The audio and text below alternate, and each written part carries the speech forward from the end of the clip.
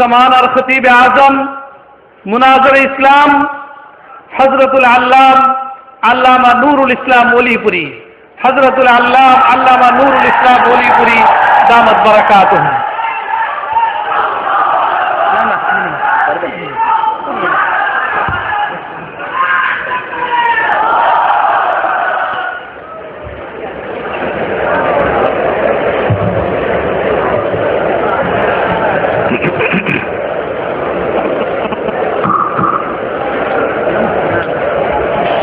نحمده ونصلي على رسوله الكريم أما بعد فأعوذ بالله من الشيطان الرجيم بسم الله الرحمن الرحيم يا أيها الذين آمنوا أطيعوا الله وأطيعوا الرسول وأولي الأمر منكم فإن تنازعتم في شيء فردوه إلى الله ورسوله وقال رسول الله صلى الله عليه وسلم تركت فيكم أمرين لن تضلوا ما تمسكتم بهما كتاب الله وسنة نبيه وقال عليه الصلاة والسلام إن الله لا يجمع أمتي على الضلالة وقال عليه الصلاة والسلام إذا اجتهد الحاكم فإن أصاب فله أجران وإن أخطأ فله أجر واحد أو كما قال عليه الصلاة والسلام हजरत उलमाए किराम,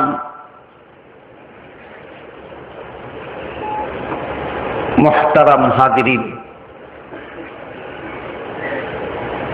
আমার দীর্ঘদিনের সাধনা এবং স্বপ্ন আজকের এই সেমিনারের মাধ্যমে বাস্তবায়িত হতে যাচ্ছে বলে মনে হয়। সেটা হলো, আমি আমার কর্মজীবনের সূচনা থেকেই অত্যন্ত চিন্তিত ছিলাম একটা ব্যাপার নিয়ে। সেটা হলো যে আহলে সুন্নাত ওয়াল জামাত নামটা বেদাতীরা ব্যবহার করে যাচ্ছে, আর সত্যিকারের আহলে সুন্নাত ওয়াল জামাতের আলেমগণ নীরব দর্শকের ভূমিকা পালন করে যাচ্ছেন। এ অবস্থাটা আমার জীবনের শুরু থেকেই আমার কাছে অসহনীয় ছিল।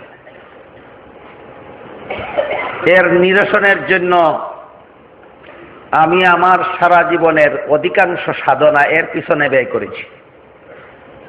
এটা কিভাবে নিরসন করা যায়? বেদাতীরা নিজেদের নাম আহলে সুন্নাত ওয়াল জামাত ব্যবহার করবে, আর আহলে সুন্নাত ওয়াল জামাতের আলেমগণ তা নীরবে দেখে যাবেন, সয়ে যাবেন। এটা কিছুতেই হতে পারে না। এ ব্যাপারে আমি আমার জীবনে যত সাধনা করেছি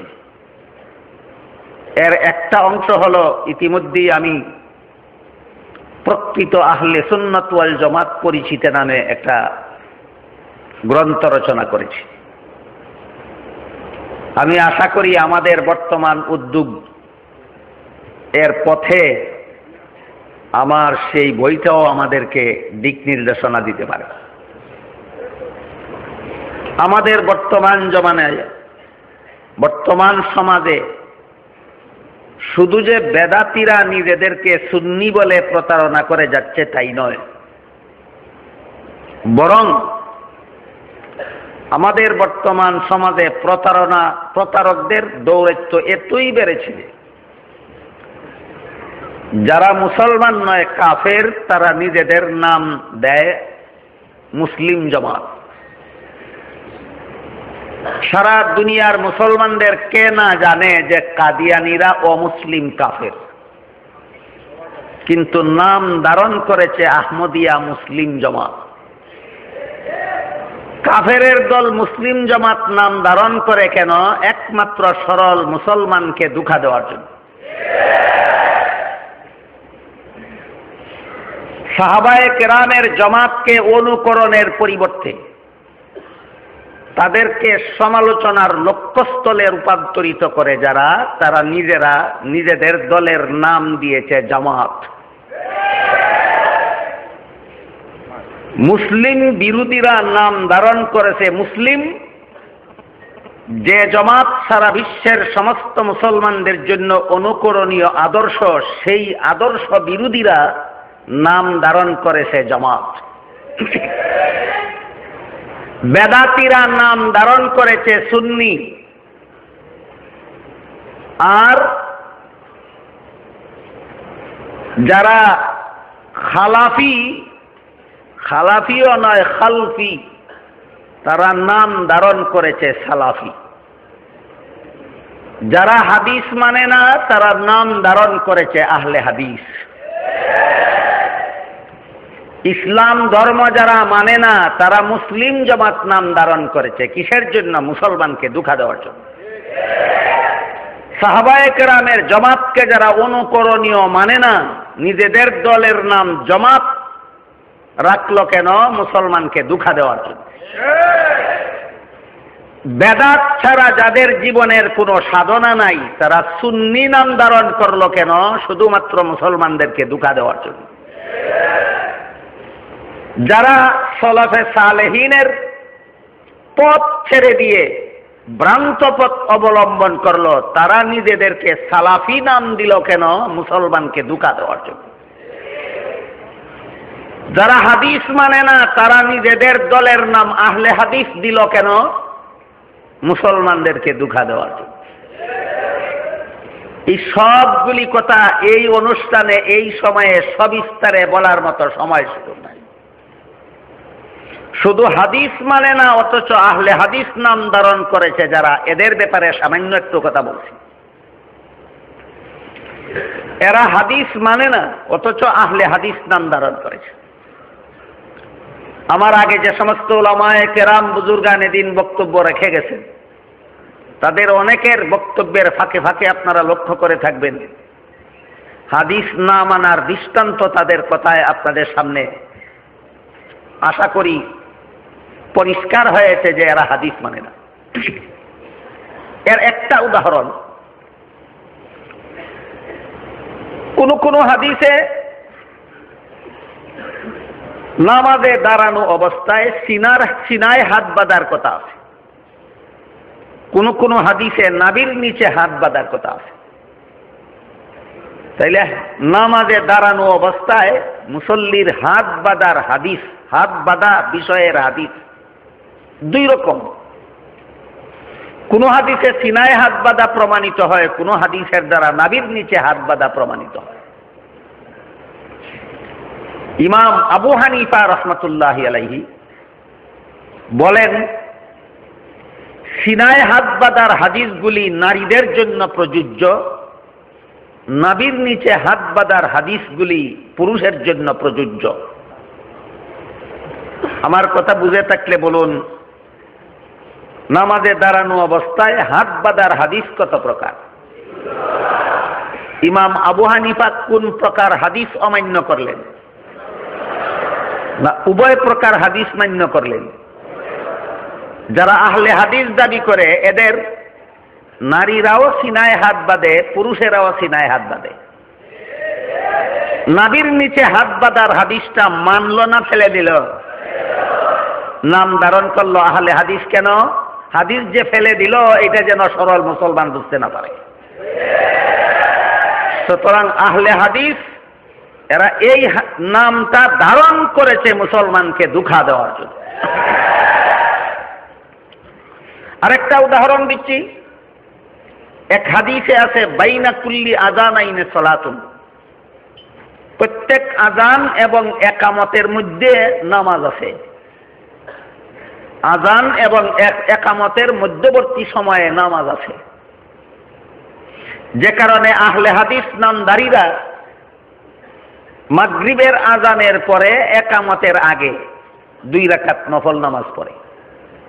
দাবি আমরা হাদিসের উপর আমল করি, হাদিসে আছে বাইনা কুল্লি আযানাইনে সালাতুন, কিন্তু আরেক হাদিসে আছে বাইনা কুল্লি আযানাইনে সালাতুন ইল্লাল মাগরিব, বাইনা কুল্লি আযানাইনে সালাতুন, বলেন ইল্লাল মাগরিব যে হাদিসে আছে সেই হাদিসটা মানলো না ফেলে দিল? না মানলে হাদিস ধারণ করলো কেন? লোকে যেন বুঝতে না পারে যে এরাই হাদিসের দুশমন। হাদিসের দুশমনি করার জন্য আহলে হাদিস নাম ধারণ করেছে। হাদিস একমাত্র মযহাব চতুষ্টয়ের কোনো একটা মযহাব অনুসরণ করা ছাড়া হাদিসগুলি যথাযথভাবে মানার কোনো উপায় নাই। হাদিসগুলি যথাযথভাবে মানার কোনো উপায় নাই। আমার ধারণা মতে এখানকার এ সমাবেশের অধিকাংশ শ্রোতাগণ উলামায়ে কেরাম, আপনারা জানেন রাসূলের তিনটা জিনিসকে তার হাদিস বলা হয়। রাসূলের কথাকে রাসূলের হাদিস বলা হয়, রাসূলের কাজকে রাসূলের হাদিস বলা হয়, রাসূলের সমর্থনকে রাসূলের হাদিস বলা হয়। রাসূলের কথা, রাসূলের কাজ, রাসূলের সমর্থন, এই তিনটা জিনিসের নাম রাসূলের হাদিস। কিন্তু এক হাদিসে আল্লাহর রাসূল সাল্লাল্লাহু আলাইহি ওয়াসাল্লাম হাদিসের প্রথমাংশে বলেন, ইস্তেনজার ব্যাপারে, প্রস্রাব পায়খানার ব্যাপারে বলেন, লা তাস্তাকবিলুল কিবলা ওয়ালা তাস্তাকবিরুহা, কিবলা সামনে নিয়ে অথবা কিবলা পিছন দিয়ে পেশাব পায়খানা করবে না। এটা হাদিসের প্রথম অংশ। শেষের অংশে বলেন, ওয়ালাকিন শাররিকু আও গাররিবু, কিন্তু তোমরা পূর্ব দিকে এবং পশ্চিম দিকে প্রস্রাব পায়খানা করো। হাদিসের শেষের অংশটা বাংলাদেশের কোন মুসলমানের জন্য মানা কি সম্ভব? মানলে কি প্রথম অংশ মানা হবে? হবে না। তাহলে হাদিস কোনটা মানা যাবে, কোনটা মানা যাবে না, হাদিস কোনটা অনুসরণীয় অনুকরণীয়, কোনটা অনুসরণীয় অনুকরণীয় নয়, সেটা নির্ধারণ করে একমাত্র ইলমুল ফিকহ। ইলমে ফিকহের দ্বারা সাব্যস্ত হবে কোন হাদিস অনুকরণীয়, কোন হাদিস অনুকরণীয় নয়।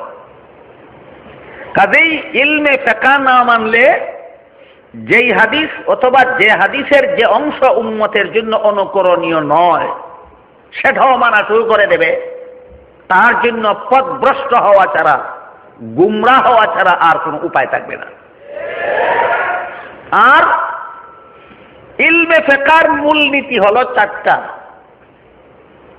কুরআন, সুন্নাহ, ইজমা, কিয়াস। এই চারটা মূলনীতি ইলমে ফিকহের জন্য।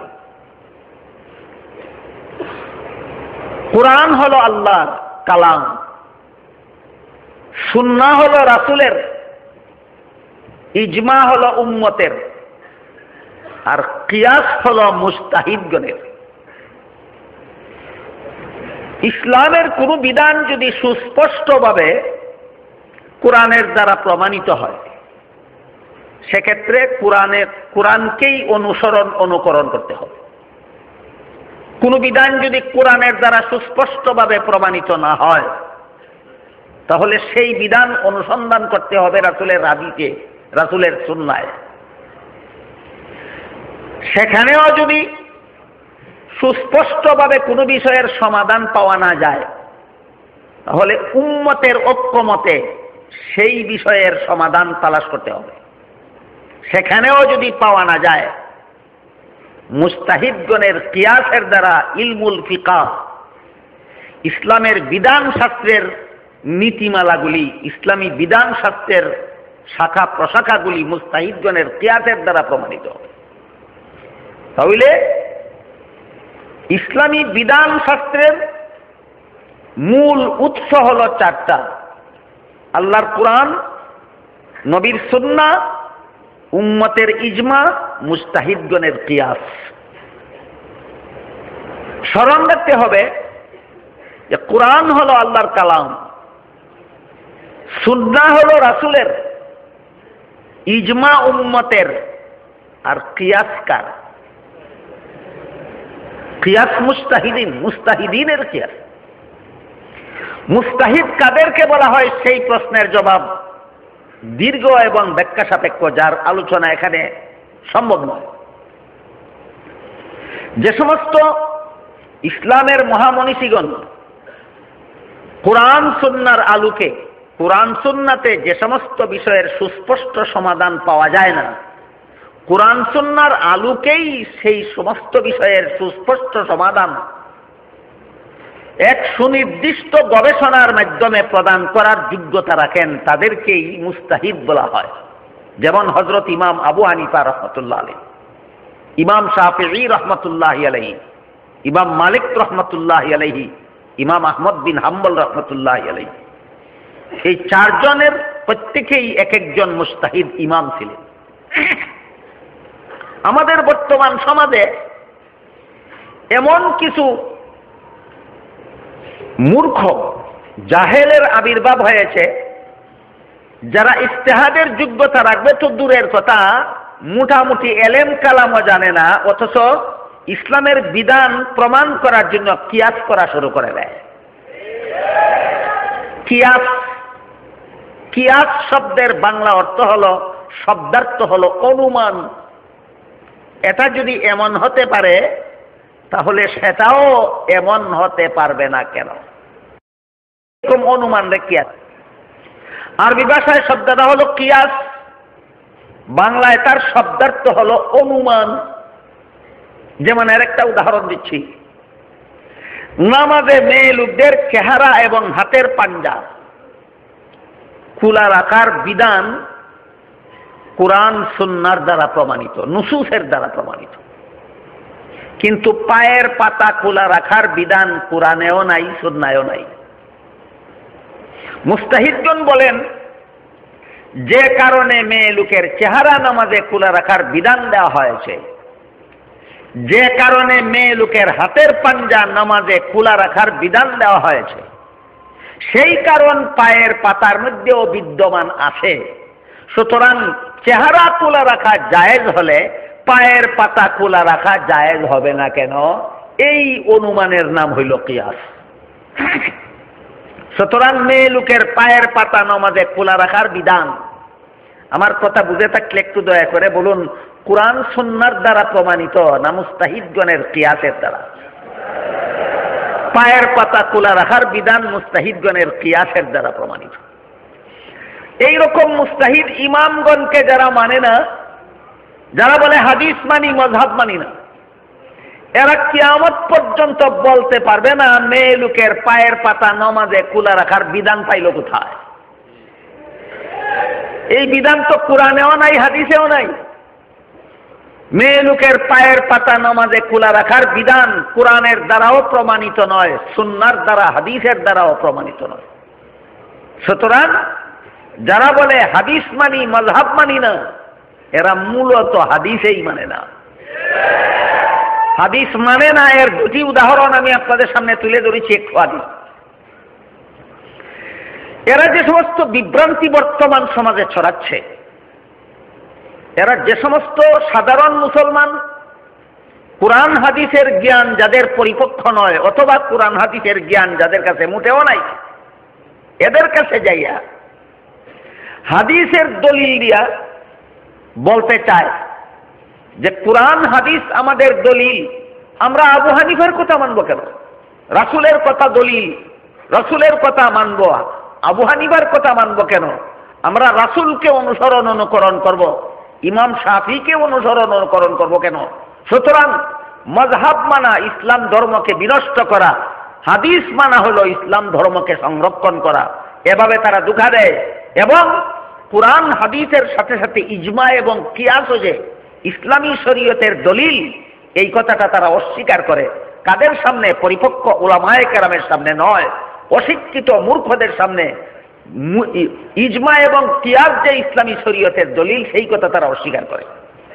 এজন্য আমি আজকে আপনাদের সামনে পবিত্র কোরআনের এমন এক আয়াত তিলাওয়াত করেছি, যে আয়াতে কোরআন, সুন্নাহ, ইজমা, কিয়াস এই চারটা জিনিসকেই ইসলামী শরীয়তের দলিল আল্লাহ পাক রব্বুল আলামিন স্বয়ং কোরআনে ধার্য করে দিয়েছে। এবং রাসূল করিম সাল্লাল্লাহু আলাইহি ওয়াসাল্লামের কয়েকটা হাদিস তেলাওয়াত করেছি, যে হাদিসগুলিতে আল্লাহর রাসূলও কুরআন, হাদিস, ইজমা, কিয়াস এই চারটাকে ইসলামী শরীয়তের দলিল সাব্যস্ত করেছে। তেলাওয়াতকৃত আয়াতটা হল সূরা নিসার 59 নম্বর আয়াত। সেখানে আল্লাহ বলেন, ইয়া আইয়ুহাল্লাযীনা আমানু আতিউল্লাহ ওয়া আতিউর রাসূল ওয়া উলিল আমরি মিনকুম ফাইন তানাযাআতুম ফি শাইইন ফারুদ্দুহু ইলাল্লাহি ওয়া রাসূলিহি। এই আয়াতের ব্যাখ্যায়, আয়াতটা হলো সূরা নিসার 59 নম্বর আয়াত। আয়াতের ব্যাখ্যায় পৃথিবীর বিখ্যাত মুফাসসিরে কুরআন এবং পৃথিবীর বিখ্যাত দার্শনিক, সাথে সাথে পৃথিবীর বিখ্যাত ওলি আল্লামা ইমাম ফখরুদ্দিন রাজি রহমতুল্লাহ আলাইহি তার অমর গ্রন্থ তাফসীরে কাবীরে লেখেন, ইয়া আইয়ুহাল্লাযীনা আমানু বলে আল্লাহ ইমানদারদেরকে সম্বোধন করেছেন। সম্বোধন করে আতিউল্লাহ বলে আল্লাহর কুরআনকে তাদের জন্য ইসলামী শরীয়তের দলিল সাব্যস্ত করে দিয়েছে। আতিউর রাসূল বলে রাসূলের সুন্নাহকে ইমানদারদের জন্য ইসলামী শরীয়তের দলিল সাব্যস্ত করে দিয়েছে। উলিল আমরি মিনকুম বলে উম্মতের ইজমাকে ইমানদারদের জন্য ইসলামী শরীয়তের দলিল সাব্যস্ত করে দিয়েছেন। ফাইন তানাযাতুম ফি শাইইন ফারুদ্দুহু ইলাল্লাহি ওয়া রাসূলিহি বলে মুস্তাহিদ ইমামগণের কিয়াসকে ইমানদারদের জন্য ইসলামী শরীয়তের দলিল সাব্যস্ত করে দিয়েছেন। তাহলে ইসলামী শরীয়তের 4 দলিল কুরআন, হাদিস, ইজমা, কিয়াস পেলাম কোথায়? কুরআনের কোন সূরার কত নম্বর আয়াতে? সূরা নিসার 59 নম্বর আয়াতে। একটা প্রশ্ন অনেকের মনে অনেক সময় জাগে যে কুরআন, হাদিস আমাদের হাতে থাকা অবস্থায় আমরা ইসলামী শরীয়তের দলিল উম্মতের ইজমার মধ্যে ঐক্যমতে তালাশ করতে যাব কেন? কুরআন, হাদিস আমাদের হাতে থাকা অবস্থায় আমরা মুস্তাহিদগণের কিয়াস এর দ্বারা সমাধান নিতে যাব কেন? এই প্রশ্নের জবাবে ফুকাহায়ে কেরাম লিখেছেন, ইসলামের যাবতীয় বিধিবিধান পুঙ্খানুপুঙ্খরূপে বিস্তারিত এবং সুস্পষ্টভাবে কুরআনেও বর্ণিত নাই, হাদিসেও বর্ণিত নাই। বিভিন্ন কারণে, সেই কারণগুলি এখানে আলোচনা করার মতো সময় সুযোগ নাই।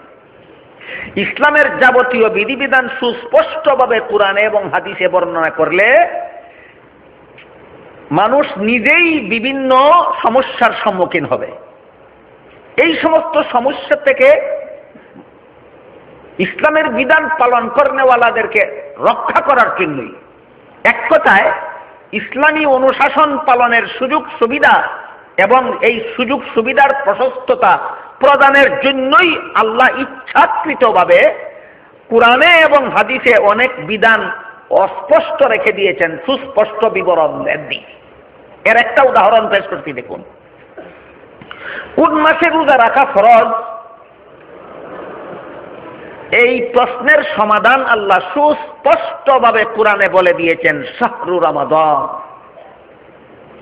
কোন মাসে রোজা রাখা ফরজ? এই প্রশ্নের সমাধান অস্পষ্ট না সুস্পষ্ট? সুস্পষ্ট। কিন্তু রমজান মাসে কতদিন রোজা রাখা ফরজ, এর সমাধান আল্লাহ কুরআনে অস্পষ্টভাবে দিয়েছেন, আইয়ামাম মাদুদাত, গণা বাছা কতক দিন। কতক দিন বলতে সুনির্দিষ্ট কোনো সংখ্যা বুঝায় না। আল্লাহ 29 দিনও বলেননি, 30 দিনও বলেননি, কতক দিন বলেছেন। এটা কি সুস্পষ্ট সমাধান না অস্পষ্ট? অস্পষ্ট রাখলেন কেন? মুফাসসিরিনে কেরাম লেখেন যে যদি আল্লাহ সুস্পষ্টভাবে বলে দিতেন যে রমজান মাস আসলেই তোমাদের রোজা রাখা ফরজ হবে 30 দিন, তাহলে যেই বছর রমজান মাসের 29 তারিখ বিকালবেলা ঈদের চাঁদ দেখা প্রমাণিত হইতো, সেই বছর ঈদের দিন রোজা রেখে তোমাদের 30-এর সংখ্যা পূরণ করতে হইতো। তাহলে সুস্পষ্ট সমাধান দিলে সুবিধা হইতো না সংকট হইতো? একটা মাত্র উদাহরণ দিলাম। এই ধরনের বিভিন্ন কৌশলগত কারণে, বিভিন্ন হিকমতের কারণে, বিভিন্ন রহস্যের কারণে কুরআন হাদিসে ইসলামের সবগুলি সমাধান সুস্পষ্টভাবে দেওয়া হয়নি। এই জন্য মুস্তাহিদগণ কিয়াস করে সমাধান বের করবেন কখন? এই প্রশ্নের জবাবে মুফাসসিরিনে কেরাম লেখেন 3 অবস্থায়। যদি কুরআন হাদিসে অনুসন্ধান করে কোনো বিষয়ের সমাধান পাওয়া না যায়, অথবা সমাধান পাওয়া যায় কিন্তু সুস্পষ্ট নয়, অথবা সমাধান পাওয়া যায় সুস্পষ্টই কিন্তু পরস্পর বিরোধী মনে হয়। এই 3 অবস্থায় মনে রাখতে হবে আমাদের যে কুরআন সুন্নাতে যে বিষয়ের সমাধান অনুসন্ধান করে পাওয়া যায় না, এটা এক অবস্থা। দ্বিতীয় অবস্থা হলো পাওয়া যায় কিন্তু পরিষ্কার নয়, অস্পষ্ট। তৃতীয় অবস্থা হলো অস্পষ্টও নয়, কুরআন সুন্নাতে সমাধান পাওয়া যায় এবং সুস্পষ্ট, তবে সমাধান একটা সমাধান একরকম, একই বিষয়ের সমাধান অন্য ক্ষেত্রে পাওয়া যায় ভিন্ন রকম। এইরকম পরস্পর বিরোধী সমাধান যে বিষয়ে পাওয়া যায় কুরআন সুন্নাতে, এই 3 ক্ষেত্রে তার সুস্পষ্ট সমাধান ব্যাখ্যা করার দায়িত্ব পবিত্র কুরআনের সূরা নিসার 59 নম্বর আয়াতে আল্লাহ নিজেই মুস্তাহিদগণের হাতে অর্পণ করেছেন। আমি আশা করি আমার কথাগুলি একটু কঠিন হলেও আপনারা মনোযোগ দিয়ে শুনছেন, যেহেতু অনুধাবন করতে পারছেন পরিষ্কারভাবে। ইসলামী শরীয়তের 4 দলিল কুরআনের আয়াতের দ্বারাও প্রমাণিত, রাসূলের হাদিসের দ্বারাও প্রমাণিত। এই বিষয়গুলি আমাদের সমাজে ব্যাপকভাবে আলোচনা হবে দূরের কথা। মাদ্রাসায় ফিকহের কিতাবগুলি যে সমস্ত ক্লাসে পড়ানো হয়, ওই সমস্ত ক্লাসেও আমার ধারণা মতে যথাযোগ্যভাবে সবিস্তারে আলোচনা হয় না। যে সুযোগে এই তথাকথিত সালাফিরা, তথাকথিত আহলে হাদিসরা, সাধারণ মুসলমান তো সাধারণ মুসলমান, যেমন তেমন আলেমদেরকেও মযহাব মানা ভ্রান্ত মতবাদ, হাদিস মানতে হবে মুসলমানদের, এমন কথা বলে সমাজে বিভ্রান্তি ছড়াচ্ছে। এজন্য আমার মনে হয় যে মাদ্রাসার যে সমস্ত ক্লাসে ছাত্রদেরকে ফিকহের কিতাব পড়ানো হয়, সেখানেও এই সমস্ত বিষয়ে তাদেরকে পরিপূর্ণ দক্ষতা অর্জন করার মতো ব্যবস্থা গ্রহণ করতে হবে এবং সর্বস্তরের মুসলমানদেরকে এই সমস্ত সালাফি নামদারি, এই সমস্ত আহলে হাদিস নামদারি দুঃখাবাদেরা হাদিস মানার দোহাই দিয়া যেন মযহাব মানার বিরুদ্ধাচরণকারী তৈরি করতে না পারে, সেই ব্যাপারে সর্বস্তরের মুসলমানদেরকে সচেতন করার জন্য কার্যকরী পদক্ষেপ গ্রহণ করতে হবে। এ প্রসঙ্গে আমি নবগঠিত সংগঠন আহলে সুন্নাত ওয়াল জামাত সংরক্ষণ পরিষদের কর্মকর্তাগণের কাছে সবিনয় অনুরোধ রাখব যে এই আহলে হাদিস নামের ফিতনাবাজ, সালাফি নামের ফিতনাবাজ, লামাযহাবি ফিতনাবাজ, গায়রে মুকাল্লিদ ফিতনাবাজ, আর সুন্নি নামদারি ফিতনাবাজ, জামাত নামদারি ফিতনাবাজ, মুসলিম জামাত নামদারি ফিতনাবাজ, আর মারিফতের নামে ভণ্ডপীর ফিতনাবাজদের, এই সমস্ত সকল প্রকার ফিতনাবাজদের, ফিতনাবাদীর মুখোশ উন্মোচন করে সর্বস্তরের মুসলমানদেরকে সতর্ক করার জন্য, সচেতন করার জন্য কার্যকরী পদক্ষেপ গ্রহণ করার উদ্দেশ্যে এই সংগঠনের উদ্যোগে পাঠাগার প্রতিষ্ঠা করা দরকার, গবেষণাগার প্রতিষ্ঠা করা দরকার, প্রকাশনাগার প্রতিষ্ঠা করা দরকার। যদি নিয়মিত পাঠাগার প্রতিষ্ঠার মাধ্যমে আমাদের সর্বস্তরের মুসলমানদেরকে বিষয়গুলি বিস্তারিতভাবে অবগত হওয়ার সুযোগ প্রদান করতে পারি, যদি গবেষণাগার প্রতিষ্ঠার মাধ্যমে আমরা এই সমস্ত ফিতনাবাদেরা কিভাবে সমাজকে ধোঁকা দেয় সেই ধোঁকার মুখোশগুলি আমরা উন্মোচন করে দিতে পারি, এরা যে সমস্ত দলিলের নামে ভ্রান্ত কথা প্রচার করে থাকে, প্রকাশনার মাধ্যমে আমরা সেগুলিকে যদি ধারাবাহিকভাবে খণ্ডন করে যেতে পারি, ইনশাআল্লাহ কোনো ফিতনাবাজ এই দেশে মাথা ছাড়া দিতে পারবে না। এই দেশে হক এবং হক্কানিয়তের ঝান্ডা উড্ডীন হবে। আল্লাহ আপনাদের আমাদের সবাইকে তৌফিক দান করুন। আমিন।